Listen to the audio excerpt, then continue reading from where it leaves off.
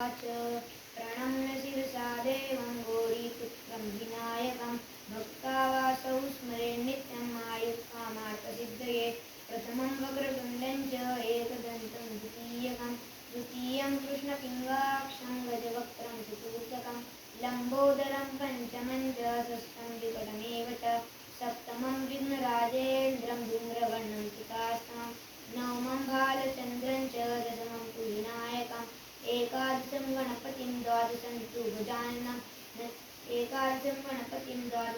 गजाननं नतविघ्नभयं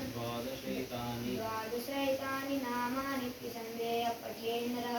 नतिविघ्नभयं तस्य सर्वसिद्धिकरं परं विद्यार्थी लभते विद्यां धनार्थी लभते धनं पुत्रार्थी लभते पुत्रान् मोक्षार्थी लभते गतिं जपेत् गणपतिस्तोत्रं षड्भिर्मासे फलं लभेत् संवत्सरेण सिद्धिं च लभते नात्र संशयः